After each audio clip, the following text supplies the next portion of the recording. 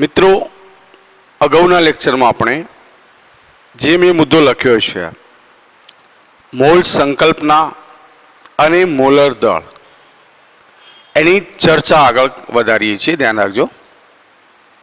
આપણને ખબર છે કે એસઆઈ એકમ પદ્ધતિના 7 એકમો પૈકીનો એક એકમ છે મોલ. બરાબર છે. અને મોલ એ દ્રવ્યનો જથ્થો દર્શાવવા માટેનો એકમ છે. આપણને ખબર છે કે પદાર્થનું મોટાભાગે પ્રયોગશાળામાં વજન સામાન્ય લે છે ગ્રામ કે મિલીગ્રામમાં, કોઈ પણ પદાર્થનું વજન. પણ ગ્રામ અથવા મિલીગ્રામ જેટલા જથ્થામાં પણ અસંખ્ય અણુ કે પરમાણુ હાજર હોઈ શકે છે, ઘટક કણો હોઈ શકે છે. બરાબર છે. આ ઘટક કણોને ગણવા મુશ્કેલ છે. જેમ કે એમ કહી દીધું કે 1 ગ્રામ કાર્બન, તો 1 ગ્રામ કાર્બનમાં પરમાણુની સંખ્યા કેટલી? 1 છે, 2 છે, 1000 છે, 10,000 છે, લાખ છે, આપણને ખબર નથી. તો એ વખતે મોલ એકમ પસંદ કરવામાં આવે છે. કયું એકમ? મોલ. ધ્યાન રાખજો. એટલે આપણે સ્પષ્ટ પોઈન્ટ નોંધતું જોયું. ધ્યાન રાખજો. એસઆઈ એકમ પદ્ધતિ પ્રમાણે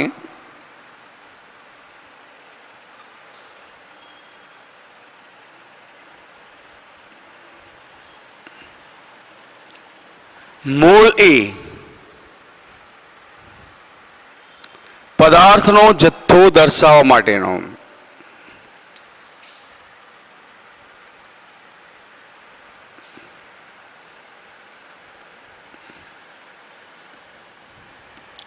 સાત એકમો પૈકીનો એક એકમ છે.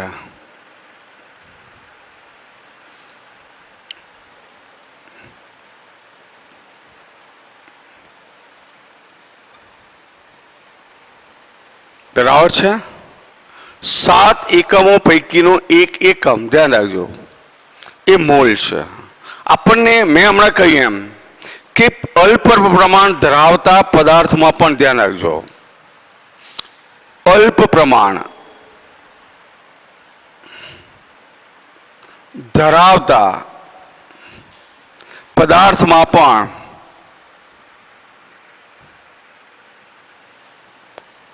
ઘટક કણો મતલબ ધ્યાન રાખજો પરમાણુ કે અણુની સંખ્યા. ધ્યાન રાખજો. ઘટક કણો એટલે કે અણુ કે પરમાણુની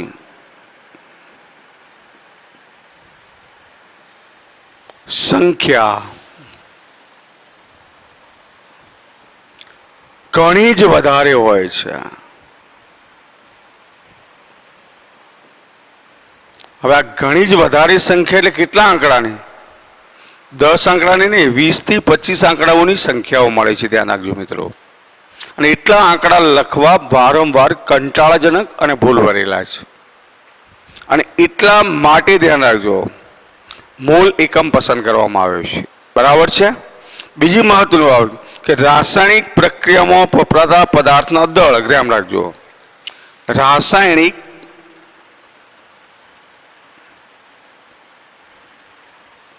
પ્રક્રિયાઓમાં વપરાતા પદાર્થના દળ ગ્રામ એકમમાં દર્શાવવામાં આવે છે. ગ્રામ એકમમાં દર્શાવવામાં આવે છે.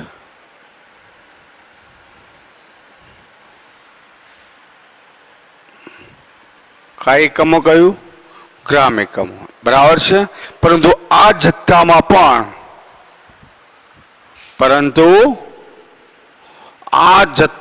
પણ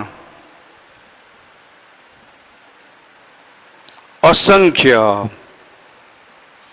અણુઓ કે પરમાણુઓ રહેલા હોય છે.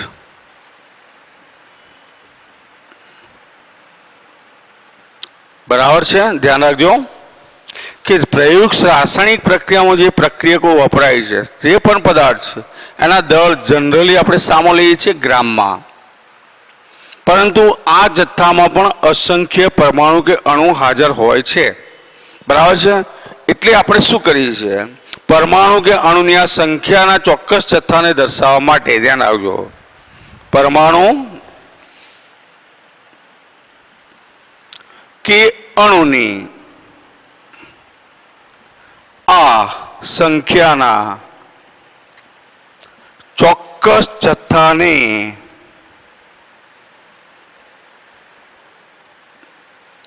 દર્શાવવા માટે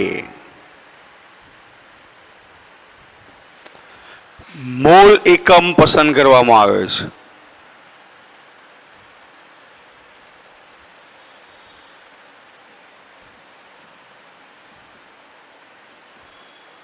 ધ્યાન રાખજો મિત્રો, મોલ શા માટે પસંદ કર્યો? હવે એક મોલ એટલે કેટલા? ધ્યાન રાખજો. પહેલા તો એક મોલમાં રહેલા અણુ, પરમાણુ કે ઘટક અણુની સંખ્યા કેટલી? તો ધ્યાન રાખજો, સ્પષ્ટ છે, એક મોલ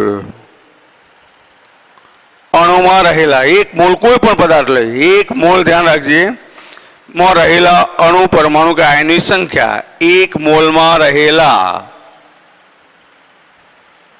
અણુ, પરમાણુ કે ઘટક અણુની સંખ્યા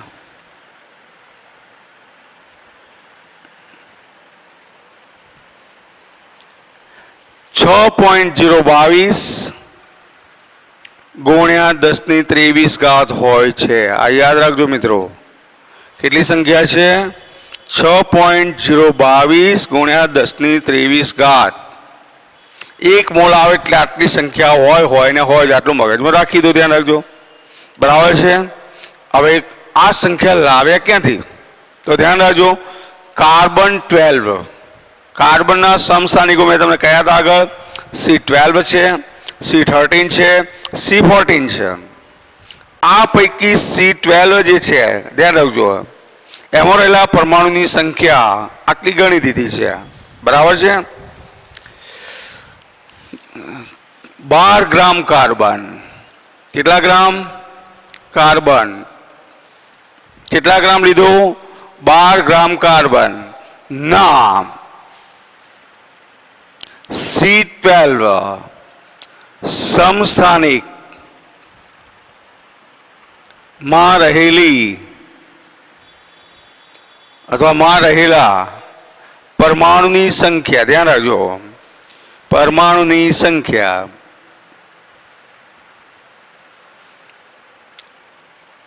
6.022 ગુણ્યા 10⁻23 ને પ્રમાણિત ગણી, એને જ પ્રમાણિત ગણીને ધ્યાન રાખજો,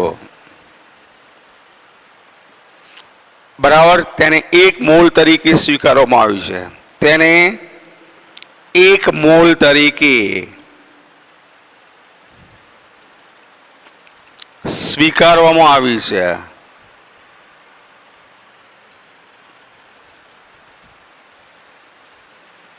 મતલબ કે 12 ગ્રામ કાર્બન શબ્દ વપરાય તો એનો મતલબ કેટલી સંખ્યા છે? 6.022 ગુણ્યા 10⁻23. અને આ સંખ્યાને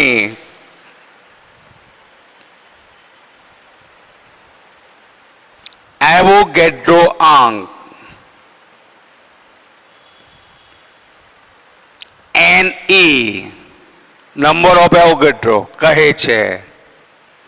હવે મિત્રો આપણો પ્રશ્ન એ છે, ધ્યાન રાખજો, પોઈન્ટ ટુ મેટર ફટાફટ હું ચર્ચા કરું છું, ધ્યાન રાખજો. પહેલા જે લખ્યા છે મુદ્દા ફરીથી સમજી લો કે SI એકમ પદ્ધતિ પ્રમાણે પાયાના જે 7 એકમો પૈકીનો એક એકમ છે મોલ, જે દ્રવ્યનો જથ્થો માટે દર્શાવવા માટે વપરાય છે.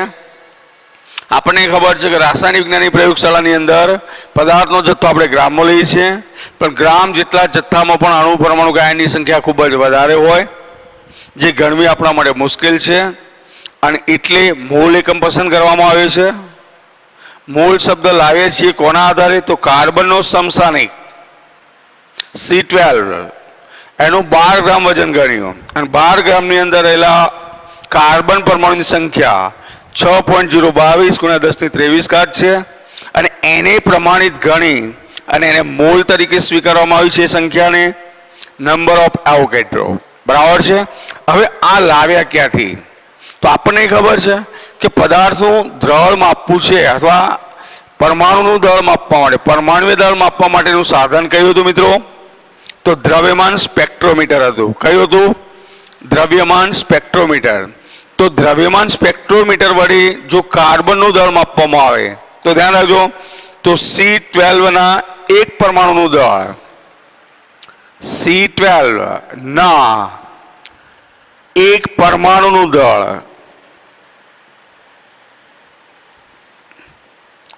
દ્રવ્યમાન સ્પેક્ટ્રોમીટર વડે, દ્રવ્યમાન સ્પેક્ટ્રોમીટર વડે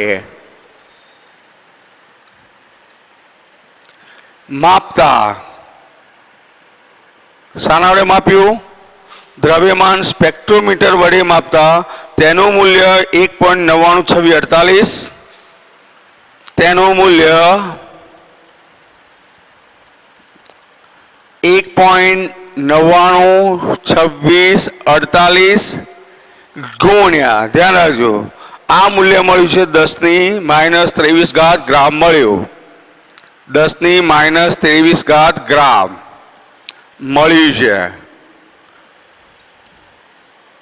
હવે આ એક પરમાણુનું વજન તમને મળી ગયું હોય તો 1 મોલ કાર્બનનું વજન કેટલું ગણ્યું આપણે? 12 ગ્રામ. એટલે આપણે લખી શકીએ કે આપણે જાણીએ છીએ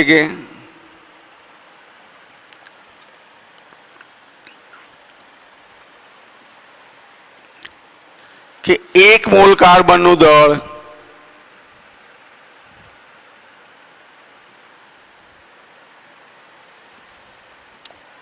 કેટલા ગ્રામ છે?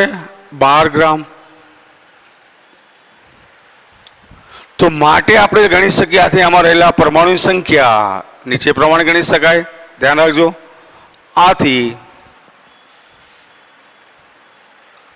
તેમાં રહેલા અથવા 12 ગ્રામ કાર્બનમાં, 12 ગ્રામ કાર્બનમાં રહેલા પરમાણુની સંખ્યા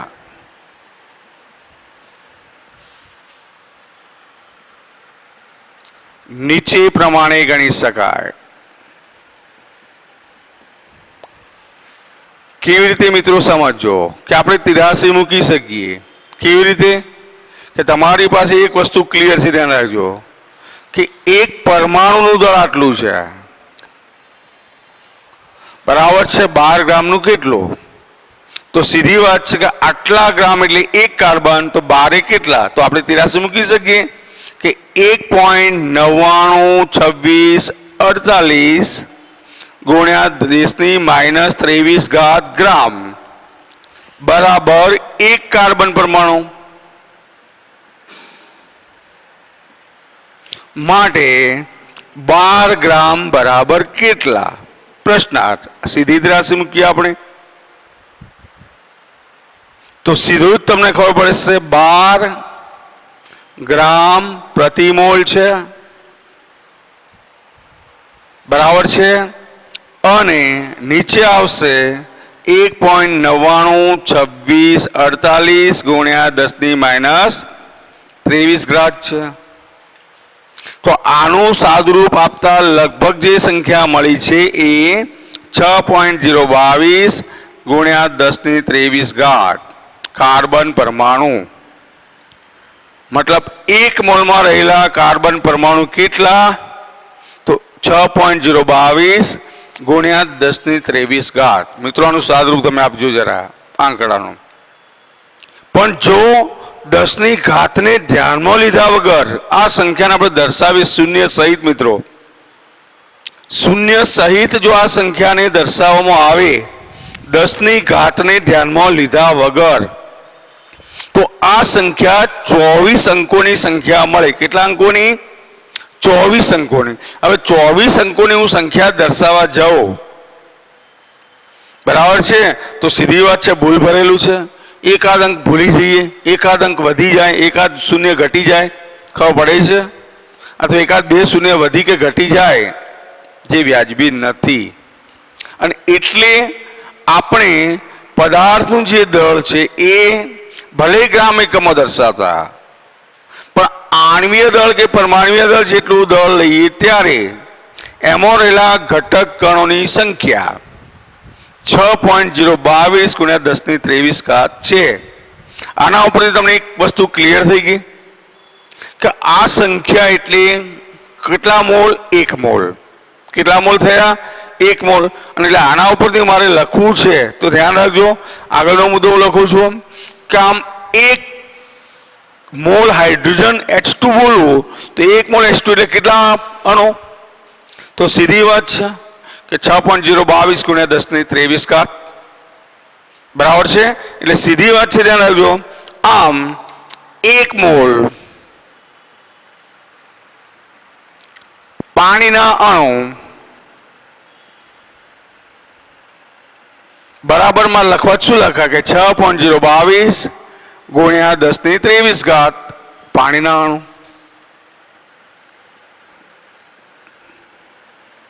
હું એમ બોલું કે 1 મોલ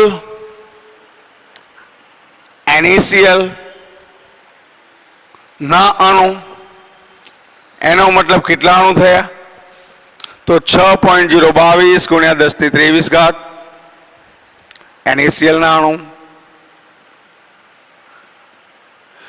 મિત્રો, મોલ આધારિત MCQ ફરજિયાત, તો હું કહી રહ્યો છું ફરજિયાત શબ્દ વાપરું છું, JEE-માં, નીટમાં, અને આપણે ભણીએ છીએ એટલે એમાં તો આવશે જ, હોય જ છે એમ માની લેવાનું.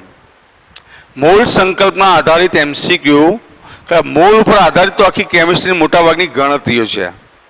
બરાબર છે. એટલે એ બાબત સ્પષ્ટ ક્લિયર કરશું આપણે. બરાબર છે. મોલની ગણતરી તમારે કરવી છે. બરાબર છે. તો મોલનું ગણતરી માટેનું સૂત્ર લખવું, ધ્યાન રાખજો. મોલની ગણતરી માટેનું સૂત્ર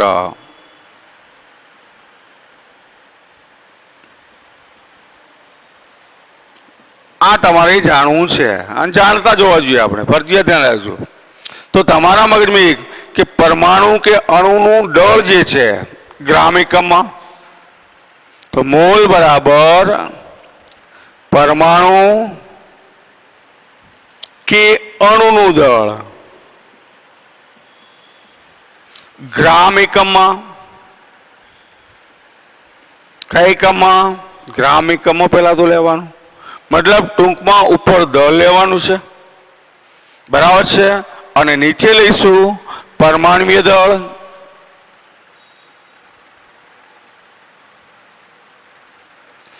કે આણ્વીય દળ ગ્રામ ઇન્ટુ મોલ ઇન્વર્સ એકમમાં.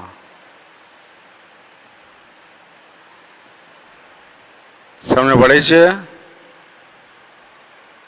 પરમાણુ કે અણુનું દળ ગ્રામ એકમમાં, છેદમાં પરમાણુય દળ કે આણ્વીય દળ ગ્રામ ઇન્ટુ મોલ એકમમાં. ટૂંકમાં જે પદાર્થનું દળ ગણું છે દળ લો અને એનું આણ્વીય દળ લો. શું લઈ લો? આ સૂત્ર થયું. એટલે કે આણ્વીય દળ, અણુ હોય તો આણ્વીય દળ અને પરમાણુ હોય તો પરમાણુ દળ. આ સૂત્ર મગજમાં રાખી દો. મોલ બરાબર. બરાબર છે. હવે મોલર દળ નવો કોન્સેપ્ટ આપણો બીજો છે, ધ્યાન રાખજો. તો એની વ્યાખ્યા લખી દઈએ, ધ્યાન રાખજો. મોલર દળ કોને કહેવાય? તો આ જ કોન્સેપ્ટ ઉપરની વ્યાખ્યા આપણે લખી છે કે પદાર્થના 1 મોલનું ગ્રામમાં દર્શાવેલું દળ. ધ્યાન રાખજો, વ્યાખ્યા નવી લઈએ છીએ આપણે. મોલર દળ, મોલર દળ તો લખી શકીએ પદાર્થના 1 મોલનું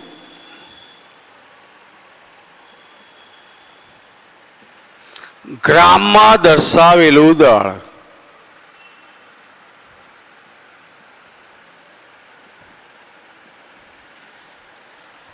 પદાર્થના 1 મોલનું ગ્રામમાં દર્શાવેલું દળ એ એનું શું કહેવાય? એ તેનું મોલર દળ ગણાય છે અથવા મોલર દળ કહેવાય છે. સમજો બરાબર. બરાબર છે. અથવા એમ લખી શકીએ 1 મોલ, ધ્યાન રાખજો, અથવા સ્પષ્ટ છે 1 મોલ એટલે કે 6.022 ગુણ્યા 10⁻23 કણોના ભારને મોલર ભાર અથવા મોલર દળ અથવા તો મોલર દળ કહે છે. ધ્યાન રાખજો. ટૂંકમાં મોલર દળ એટલે શું? તો એક મોલ કણોનું દળ. આપણને એમ કે કોઈ કે કાર્બનનું મોલર દળ કેટલું, તો કેટલું ગણશો? 12. H2O નું તો હાઇડ્રોજનનું 1 છે, તો 2 હાઇડ્રોજનનું 2 વત્તા ઓક્સિજનનું 16, 18 થાય. NaCl નું કે તો Na નું 23, Cl નું 35.5, તો 58.5 થાય. ખ્યાલ આવશે મિત્રો? તો આ વાત કરી આપણે મોલર દળ અને મોલ સંકલ્પના. મિત્રો આના આધારિત MCQ પુષ્કળ પૂછાય. ધ્યાન રાખજો, એક બે નથી બોલતો, પુષ્કળ પૂછાય છે. હવે એમાંથી અમુક આપણે સોલ્વ કરીએ છીએ, એકાદ બે હું લખું છું, ધ્યાન રાખજો, અને આપણે સોલ્વ પણ કરીએ. ધ્યાન રાખજો, એટલે તમારા મગજમાં બેસશે. ધ્યાન રાખજો. તમને માનો કે એક પ્રશ્ન પૂછ્યો છે, MCQ જો લખું છું મિત્રો, ધ્યાન રાખજો.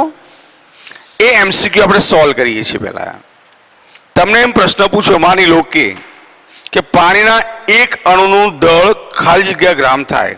પ્રશ્ન છે, ધ્યાન રાખજો, આપણો MCQ છે. પાણીના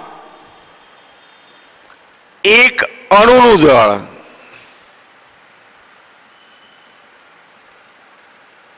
બરાબર ખાલી જગ્યા ગ્રામ, આવું પૂછ્યું. મિત્રો વિકલ્પ હું લખી દઉં છું, એટલે તમારે વિકલ્પોમાં વિચારવાનું ના રહે. એક વિકલ્પ આપ્યો છે A 3 × 10⁻³ ગ્રામ. બી વિકલ્પ તમને આપેલો છે 18 ગ્રામ. સી વિકલ્પ આપ્યો છે 1.5 × 10⁻23 ગ્રામ છે. ડી વિકલ્પ છે 4.5 × 10⁻23 ગ્રામ. મિત્રો આપણને આ પ્રશ્ન આપ્યો છે, સમજો. બરાબર છે? પ્રશ્ન બરાબર સમજાય તો વાંધો નહીં આવે. કે આપણી પાસે એક વસ્તુ ક્લિયર છે, સમજો બરાબર, કે પાણીનું આણ્વિક દળ કેટલું છે સમજો. પહેલા તો સ્પષ્ટ હું લખું છું, ધ્યાન રાખજો, કે પાણીનું આણ્વીય દળ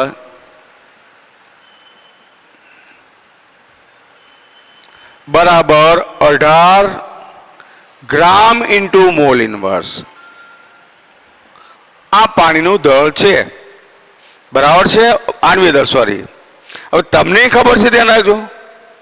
હવે 1 મોલ પાણી મતલબ કેટલા અણુ?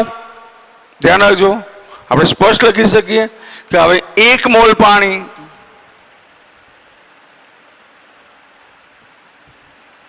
બરાબર 6.022 × 10⁻23 H2O ના અણુ, અને બરાબર આપણે લખી શકીએ 18 ગ્રામ. કેટલા ગ્રામ છે? તો સીધી વાત છે, ધ્યાન રાખજો, કે પાણીના એક અણુનું દળ માંગ્યું છે. કેટલા અણુ? 1. તો આપણે સીધી ત્રિરાશી મૂકી શકીએ કે 18 ગ્રામ જે છે એ વજન કેટલાનું છે? આટલાનું છે. તો લખી શકાય કે 6.83 મૂકી દઈએ કે 6.022 × 10⁻23 H2 ના અણુ અથવા H2O ના અણુ બરાબર 18 ગ્રામ. ખરા કે નહીં? તો માટે એક H2O નો અણુ બરાબર કેટલા ગ્રામ? તો બરાબર તમે ગણતરી કરશો તો 1 × 18 એટલે કે 18 ભાગ્યા 6.022 × 10⁻23 થાય કે ના થાય? કેટલું થશે? બરાબર. અને એટલે લગભગ જે દળ આવશે કેટલું આવશે મિત્રો? તો 18 ભાગ્યા 6 એટલે લગભગ 3. તો લગભગ 3 × 10ની કેટલી ઘાત આવશે? સોરી 23 ઘાત હતું, તો ઉપર જશે તો -23 થશે કે નહીં? તો આટલા ગ્રામ થાય. તો એક પાણીના અણુ દળ છે. હવે મિત્રો ઘણીવાર એમ પણ તમને પૂછે કે 1 લીટર પાણી એટલે કેટલા મોલ પાણી? 1 લીટર પાણી, હું બોલું છું ધ્યાન રાખજો, હું લખતો નથી આ મુદ્દો. 1 લીટર પાણી તો કેટલા મોલ પાણી? તો તમારા મગજમાં એક વસ્તુ ક્લિયર કરો, 1 લીટર એટલે 100 ml અરે 1000 ml થાય, અને પાણી માટે ઘનતા એક જ છે, એટલે દળ બરાબર કદ, એટલે 1000 ગ્રામ પાણી, 1000 ગ્રામ ભાગ્યા 18 કરી નાખો આણ્વિક દળ, એટલે તમને મોલ મળી જાય 55.55. અને એની સંખ્યા ગણવી હોય તો એવોગેડ્રો અંક વડે તમે ગુણી શકો છો. બરાબર છે મિત્રો? એવો જ એક બીજો MCQ તમને શીખવાડું છું, ધ્યાન રાખજો, એટલે તમારા મગજમાં પ્રશ્નો ક્લિયર થતા જાય. તો બીજો એક પ્રશ્ન લખું છું મિત્રો, અને એ પ્રશ્ન પણ બરાબર સમજીશું આપણે. કે દાખલા તરીકે તમને આવો પ્રશ્ન પૂછ્યો છે, સમજો કે C60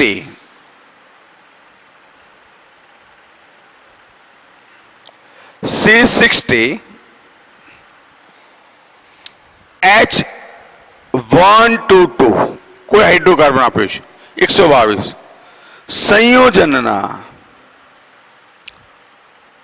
સંયોજનના એક અણુનું વજન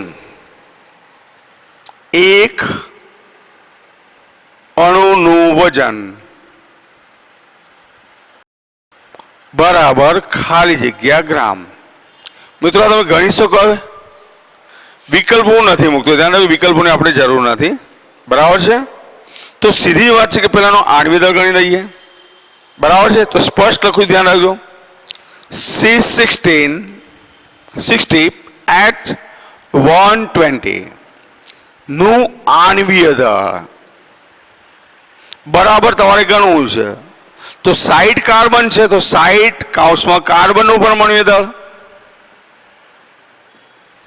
વત્તા 122 H છે, તો H નું પરમાણ્વીય દળ ગમે તે સૂત્ર પર તમને આપી શકે પરીક્ષામાં, મિત્રો ધ્યાન રાખજો. તો બરાબર 60 ગુણ્યા 12 કરીશું વત્તા 122 ગુણ્યા 1 કરીશું, તો 60 ગુણ્યા 12 એટલે 720 થશે, વત્તા 122 બરાબર 720 વત્તા 122. મિત્રો સરવાળો કરશો તો 844 ગ્રામ ઇન્ટુ મોલ ઇન્વર્સ મળશે. ધ્યાન રાખજો, આનો આણ્વીય દળ. હવે તમારા માટે સીધો જવાબ થઈ ગયો કે આના એક અણુનું વજન ગણવું છે, તો સીધું છે કે 6.022 ગુણ્યા, ધ્યાન રાખજો, લખી શકીએ હવે તિરાસ કે 6.022 ગુણ્યા 10⁻23 C60 H122 બરાબર છે? સમજ પડે છે? નું દળ બરાબર 844 ગ્રામ. માટે એક C60 H122 નું દળ બરાબર પ્રશ્નાર્થ. તો બરાબર ગણતરી કરતા તમારો જવાબ થશે 844 છેદમાં 6.022 ગુણ્યા 10⁻23. તો મિત્રો સાદરૂપ આપો જરા, કેટલું આવશે? બરાબર છે? તો આનું સાદરૂપ મિત્રો કેટલું આવે છે? તો 1.4 ગુણ્યા 10⁻21 આટલા ગ્રામ આવે. બરાબર છે મિત્રો? તો મિત્રો આવા તો કેટલાય પ્રશ્નો બનવાના છે, ધ્યાન રાખજો. બરાબર છે? આવા તો કેટલાય પ્રશ્નો બનવાના છે, બની શકશે. બરાબર? વિકલ્પો શું આપે છે એ મગજમાં આપણી ગણતરી પરફેક્ટ રાખશો. બરાબર છે? એક બીજો એક સામાન્ય પ્રશ્ન લઈ લઉં છું, પછી આગળના મુદ્દામાં જઈએ. બીજા MCQ આપણે પછી સોલ્વ કરીશું. કે આપણો એક સાદામાં સાદો પ્રશ્ન લખું છું કે તમને એમ પ્રશ્ન પૂછ્યો કે 1 લીટર પાણીમાં પાણીના અણુની સંખ્યા કેટલી? બરાબર છે? MCQ લખું છું, 1 લીટર પાણીમાં રહેલા પાણીના અણુની સંખ્યા કેટલી અથવા અણુની સંખ્યા બરાબર ખાલી જગ્યા. મિત્રો આવા કેટલાય પ્રશ્નો વાંચો, વારંવાર કહી રહ્યો છું અને તમારા વિચારવાના છે. બરાબર છે. તો 1 લીટર પાણીના અણુની સંખ્યા તમે ગણવા જાઓ તો તમને ક્લિયર હોવું જોઈએ પહેલા તો કે 1 લીટર પાણી એનો મતલબ કેટલું? 1 કિલોગ્રામ પાણી થવાનું. કેટલું થવાનું? 1 કિલોગ્રામ. બરાબર છે. એટલે સીધું આપણે લખી શકવાના છીએ કે 1 લીટર પાણી જે છે એટલે બરાબર છે. ધ્યાન રાખજો, હું સીધું ગણતરી મૂકું છું. 1 લીટર H2O બરાબર 1000 ml H2O અને બરાબર 1000 ગ્રામ H2O. કેમ? તો લખી શકીએ કે H2O માટે ઘનતા બરાબર 1 ગ્રામ પ્રતિ ml છે. બરાબર છે. હવે ઘનતા 1 હોય તો દળ એ જ કદ હોય કે ના હોય? કારણ કે આપણું ઘનતાનું સૂત્ર શું મિત્રો? તો ઘનતા બરાબર દળ ભાગ્યા કદ. જો આ ગ્રામમાં હોય તો આ ml માં હોય. હવે ઘનતા જો 1 હોય તો દળ બરાબર કદ થાય કે ના થાય? એટલે મૂકી દીધું. તો સીધી વાત છે હવે કે પાણીનું આણ્વીય દળ તો લખી શકીએ કે H2O નું આણ્વીય દળ બરાબર 18 ગ્રામ છે ઇન્ટુ મોલ ઇન્વર્સ છે. બરાબર છે. તો સીધી ગણતરી છે કે 18 ગ્રામ H2O બરાબર 1 મોલ H2O. કેટલા મોલ H2O છે? 1 મોલ H2O. તો તમારી પાસે કેટલા છે? 1000 ગ્રામ H2O બરાબર પ્રશ્નાર્થ બરાબર 1000 ભાગ્યા 18 થવાના બરાબર 55.55 મોલ H2O. જો જવાબ તમને મોલમાં માંગ્યો હોય તો આ જવાબ છે, શામાં માંગ્યો હોય તો મોલમાં, અને જો સંખ્યામાં માંગ્યો હોય તો સીધો લખી શકાય કે 55.55 ગુણ્યા 10 ની કેટલી ઘાત? અરે 6.022 ગુણ્યા 10 ની 23 ઘાત H2O ના અણુ. મિત્રો આ તો 1 લીટર કહ્યું, 10 લીટર 100 લીટર ગમે તે કે તો આપણા જવાબને કોઈ ઇફેક્ટ આવશે નહીં. મિત્રો ધ્યાન રાખજો. બરાબર છે. આવા તો કેટલાય પ્રશ્નો બનવાના મિત્રો, ધ્યાન રાખજો. બરાબર છે. પણ આપણે સમય મર્યાદાને ધ્યાનમાં રાખીને બધા જ MCQ સોલ્વ કરવા નથી ઓનલાઈન લેક્ચરમાં. બીજા મિત્રો તમે વિચારજો. બરાબર છે. આવા કેટલાય બનશે અને એની ચર્ચા આગળ બીજી પણ આ પ્રશ્નોની ચર્ચા આપણે પાછળ કરતા રહીશું. હવે મિત્રો આપણો નવો મુદ્દો લઈએ છીએ બંધારણીય તત્વોની ટકાવારી. બરાબર છે. અને પછી આણ્વીય દળ. અને ખૂબ જ મહત્વનો આના આધારિત MCQ પણ આપણને લગભગ પરીક્ષામાં હોય છે. ધ્યાન રાખજો મિત્રો. બરાબર છે. એટલે હવેનો મુદ્દો આપણે લઈએ છીએ, ધ્યાન રાખજો, બંધારણીય તત્વોની ટકાવારી.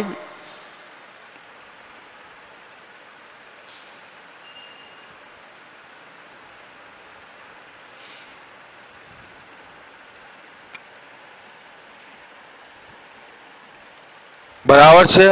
અને આણ્વીય સૂત્ર ધ્યાન રાખજો.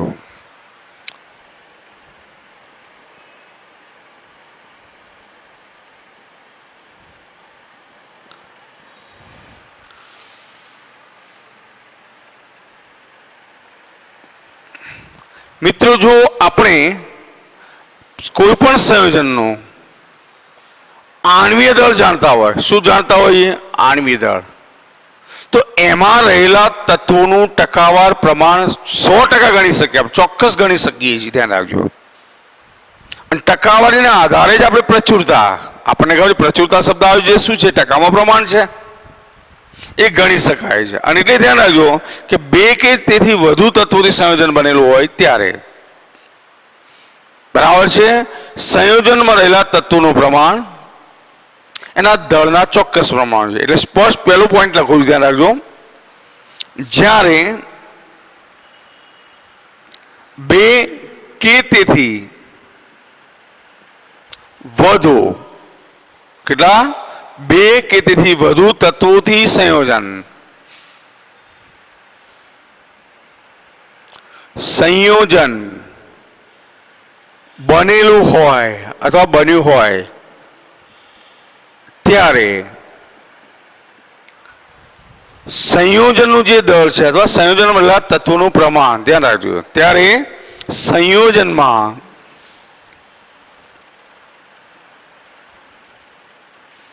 રહેલા તત્વોનું પ્રમાણ, કોનું પ્રમાણ હું કહું છું? સંયોજનમાં રહેલા તત્વોનું પ્રમાણ તેના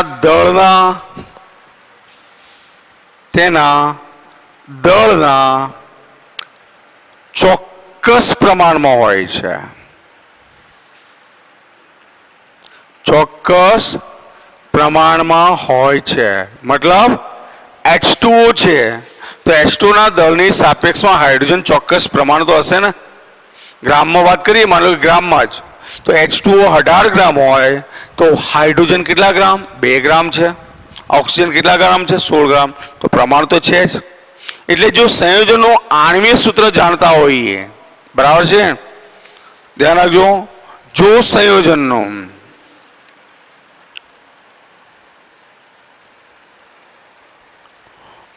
આણ્વીય સૂત્ર જાણતા હોઈએ તો તે સંયોજનમાં રહેલા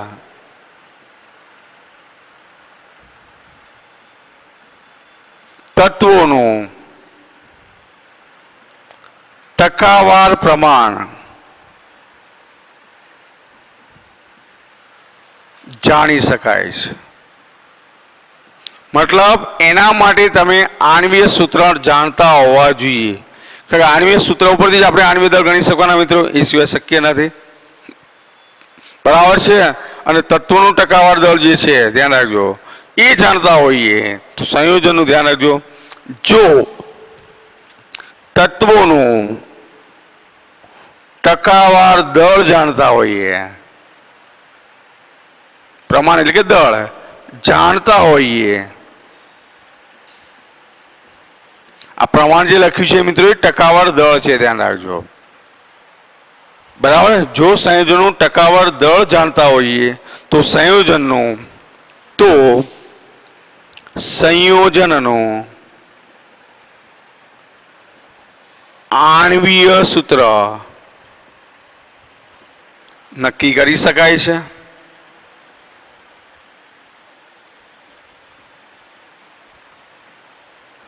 બરાબર છે.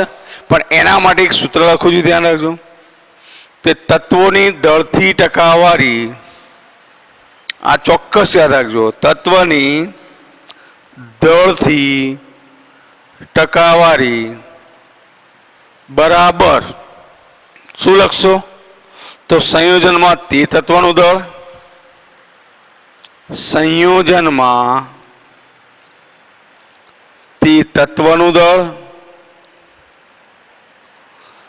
ભાગ્યા શું લખશો મિત્રો? તો ભાગ્યા લખશું સંયોજનનું મોલર દળ, સંયોજનનું મોલર દળ ગુણ્યા ટકાવારી છે એટલે 100 શોધીશો. બરાબર છે. તો આ સૂત્રનો ઉપયોગ કરી અને ચોક્કસ પ્રમાણે આપણે કોઈ પણ સંયોજનમાં, કોઈ પણ શબ્દ આપણું ધ્યાન રાખજો, પણ શરત શું છે? શું જાણતા હોઈએ આપણે? આણ્વીય સૂત્ર જાણતા હોઈએ તો ટકાવાર દળ ગણી શકાય. તો આણ્વીય દળ આવી ગયું, મોલર દળ આવી ગયો, ઉપર તત્વનું દળ આવી ગયું, ગુણ્યા 100 છે. બરાબર છે. દાખલા કે મારે H2O માટે આવું ગણતરી કરવી છે. બીજા MCQ આપણે કાલે જોઈશું મિત્રો, પણ આ સૂત્ર યાદ રાખી લો, ખાલી ખાસ મહત્વનું સૂત્ર આ છે. બરાબર છે. એક MCQ હું શીખવાડું છું અને એના આધારે પછી બીજા MCQ તમે વિચારજો. બરાબર. જેમ કે એક સાદી વાત કરું કે H2O રહેલા તત્વનું ટકાવાર દળ ગણવું છે. શામાં? H2O માં.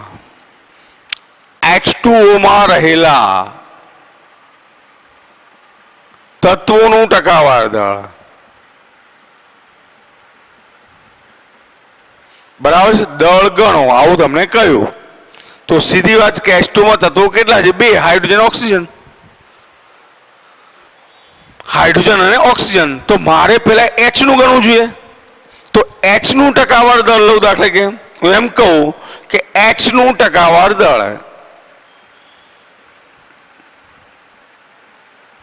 તો મારે શું લેવું પડે? સંયોજનમાં તે તત્વનું દળ. હવે સંયોજનમાં 2 તત્વ કેટલા છે? તો હાઇડ્રોજન 2 છે, તો 2 હાઇડ્રોજનનું દળ ગણવું પડશે. કેટલાનું? એટલે કે મારે લખવું પડશે 2 H નું દળ, એટલે કે H નું પરમાણુ દળ ગુણ્યા 100 છેદમાં આણ્વીય દળ. એટલે હું સીધું લખું તો ચાલે કે H નું 1 છે મિત્રો, આનું 18 છે. બરાબર. તો 2 ગુણ્યા 100 ભાગ્યા 18 એટલે લગભગ તમારો જવાબ આવશે 11.18%. કેટલા ટકા આવશે? 11.18%. એ તમારું O નું ટકાવાર દળ ગણું છે. O નું ટકાવાર દળ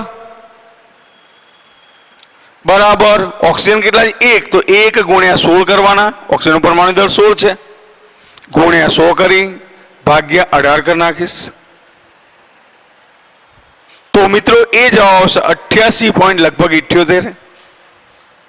88.78. અને તમે આ બેનો સરવાળો કરશો તો સીધી વાત છે જવાબ 100 થશે. તો આ રીતે તત્વોનું ટકાવાર દળ મિત્રો ગણી શકાય છે. Okay, thanks.